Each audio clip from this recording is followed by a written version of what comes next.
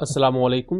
Welcome to एमराद। दोस्तों, बात आज हम पाकिस्तान, बांग्लादेश और इंडिया को लेकर करने जा रहे हैं, जहां पाकिस्तान और बांग्लादेशी ऑफिशियल्स की चाइना में मुलाकात हुई है और इसी दौरान इंडियन आर्मी चीफ का भी एक बहुत अहम बयान आया बांग्लादेश को लेकर। और यहां पाकिस्तान और बांग्लादेश के दरमियान जो joint defence deals, potential defence deals हैं, उसको लेकर भी पेशरफ्त देखने में आ रही है। दोस्तों, अगर हम इस वीडियो को बाज़ाब्ता तौर पर शुरू करें तो इंडियन आर्मी चीफ ने एक रिसेंट अपनी पॉडकास्ट में ये क्लेम किया कि बांग्लादेश में आईएसआई की प्रेजेंस है, उसके साथ साथ पाकिस्तान आर्मी की प्रेजेंस भी है, यानी कि पाकिस्तान मिलिट्री डिप्लॉय हो चुकी है बांग्लादेश में। ये कोई छोटा बयान नहीं है। छोटा बयान इस वजह से नहीं है बिकॉज 1971 में जब बांग्लादेश पाकिस्तान से अलहदा हुआ उस वक्त बहुत से नामुसाइद हालात मौजूद थे एंड उस पूरी अनफॉर्चुनेट सिचुएशन को इंडिया ने अपने हक में भी किया। इंडिया ने उसके बाद अपनी मर्जी की गवर्नमेंट्स बांग्लादेश में प्लांट की एंड इंडिया के जो इंटरेस्ट थे उनको सर्व किया गया। बांग्लादेश के इर्द गिर्द का जो वाटर था, यानी खलीज बंगाल का एरिया, बांग्लादेशी पानी की हदूद, वो इंडिया के लिए बहुत ज्यादा अहम थी। इंडिया के लिए वो एक फ्री पैसेज बन गया। इंडिया वहां से अपने मफादात भी समेटता रहा एंड बांग्लादेश के अंदर उसने होल्ड भी रखा। आप इंडिया के बांग्लादेश में इन्फ्लुएंस का इससे अंदाजा लगा लें कि इंडिया ने अपने प्रेशर की वजह से बांग्लादेश एयरफोर्स को पिछले 15 सालों में कोई नया फाइटर एयरक्राफ्ट खरीदने नहीं दिया, जिसकी वजह से बांग्लादेशी एयरफोर्स आज एक विंटेज पोजीशन पर मौजूद है, यानी कि बहुत ज्यादा बुरे हालों से गुजर रही है। उसके साथ साथ इस चीज को भी नोटिस किया गया कि जब भी बांग्लादेशी मिलिट्री की कोई ब्रांच कोई न्यू वेपन सिस्टम लेकर आना चाहती थी तो इंडिया की तरफ से एक इम्प्लिसिट प्रेशर जरूर होता था। उसके अलावा बांग्लादेश की ब्यूरोक्रेसी में और इवन जो बांग्लादेशी गवर्नमेंट थी हसीना वाजिद की, वो थोरोली प्रो इंडिया थी। अब 2024 में क्या होता है, अगस्त के महीने में, कि शेख हसीना वाजिद को मुल्क में चलते एहतजाज में किक आउट कर दिया जाता है और उनकी जगह आते हैं मोहम्मद यूनुस, जो कि इंटरिम प्राइम मिनिस्टर है। अब नई गवर्नमेंट के आने के बाद पाकिस्तान के साथ ताल्लुकात बांग्लादेश के बहुत अच्छे होते हैं, रिवाइव होते हैं, आप समझ लें। उसके साथ साथ चाइना के साथ ताल्लुकात पहले भी अच्छे थे, लेकिन अब स्ट्रेटेजिक लेवल पर बांग्लादेश चाइना के साथ ताल्लुकात चाहता है। इसकी एक बहुत बड़ी मिसाल के पाकिस्तान और बांग्लादेश के दरमियान 1971 के बाद डायरेक्ट फ्लाइट्स कंडक्ट की जाएंगी और ये फ्लाइट रूट पाकिस्तान के कराची से आगे ढाका जाया करेगा और ढाका से अगेन कराची। और ये चीज बहुत बड़ा स्टेप है जो कि पाकिस्तान और बांग्लादेश दोनों के लिए इकोनॉमिकली फायदेमंद भी है। इसके साथ साथ दोनों मुल्कों के दरमियान कनेक्टिविटी दोबारा से बहाल हुई है। इसके साथ साथ बांग्लादेश पाकिस्तान से एमुनिशन वगैरह खरीद रहा है ताकि वो अपनी मिलिट्री को स्ट्रेंथन करे।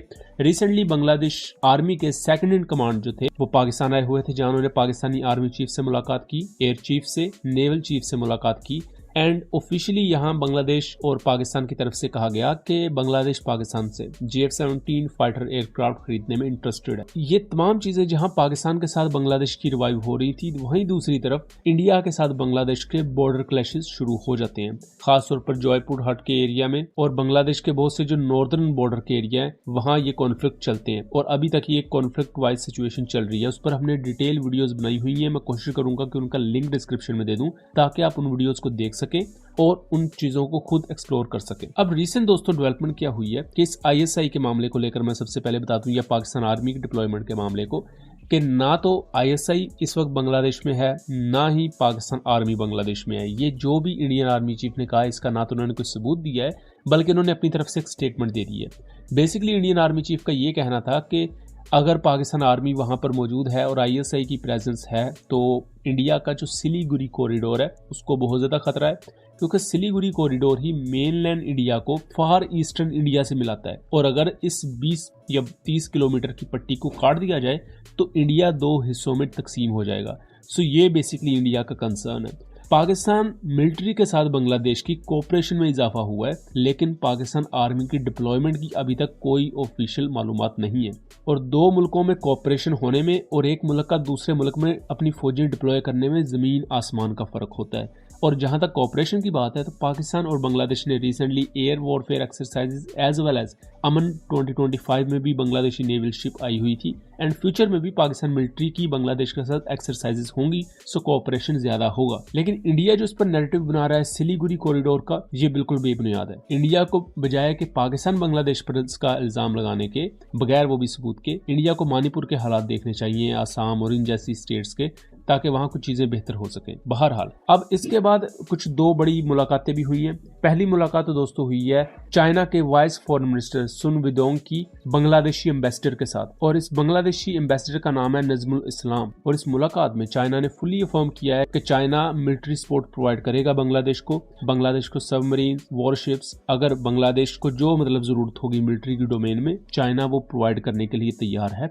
यानी कि स्ट्रेटेजिक लेवल पर चाइना बांग्लादेश के साथ खड़ा होगा। बांग्लादेश और चाइना के ताल्लुकात को इकोनॉमिकली बूस्ट अप करने की बात की गई है। इसी मुलाकात से 1 या 2 दिन पहले जो पाकिस्तान के एम्बेसडर हैं चाइना में, उन्होंने बांग्लादेशी ऑफिशियल से मुलाकात की चाइना में ही, बीजिंग में, और इसी बांग्लादेशी ऑफिशियल या बांग्लादेशी एम्बेसडर ने मुलाकात की आगे चाइनीज वाइस फॉरेन मिनिस्टर के साथ। ये जो पाकिस्तानी ऑफिशियल के साथ मुलाकात हुई चाइना में, देन उसी बांग्लादेशी ऑफिशियल ने चाइना के वाइस फॉरेन मिनिस्टर से मुलाकात की। ये दोनों इंटरलिंक्ड हैं। बेसिकली इसके बारे में इनसाइट्स कुछ इस तरह हैं कि बांग्लादेश ने GF-17 ब्लॉक 3 को एवेल्युएट करना है। उस कॉन्टेक्स्ट में चूंकि चाइना भी GF-17 प्रोग्राम में पार्टनर है, तो इस कॉन्टेक्स्ट में पाकिस्तानी और चाइनीज ऑफिशियल्स के साथ ये मुलाकातें हुई, और उसके अलावा दूसरे बहुत से स्पेक्ट्रम्स भी डिस्कस किए गए हैं।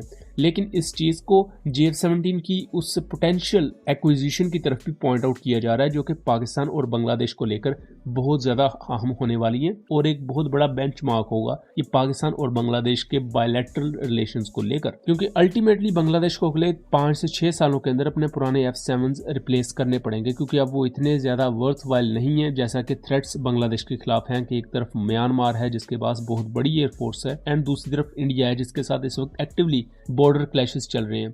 यहाँ बांग्लादेश एक हॉस्टाइल सिचुएशन पर है और किसी भी सूरत एक कमजोर एयरफोर्स रखने का मुतहम्मल नहीं हो सकता। इस कॉन्टेक्स्ट में पाकिस्तान और चाइना एक उम्मीद की किरण जरूर है बांग्लादेश के लिए, बट आने वाले वक्त में देखना दिलचस्प होगा कि ये ऊंट किस करवट बैठेगा। दोस्तों ये था एक एनालिसिस। उम्मीद करता हूँ चीजें क्लियर रही होंगी। वीडियो पसंद आई हो तो इसे ज्यादा से ज्यादा शेयर कीजिएगा ताकि इस तरह की मजीद इंफॉर्मेटिव वीडियोस हम आपके लिए लेकर आ सकें। मिलेंगे अगली वीडियो में, तब तक के लिए अल्लाह हाफिज।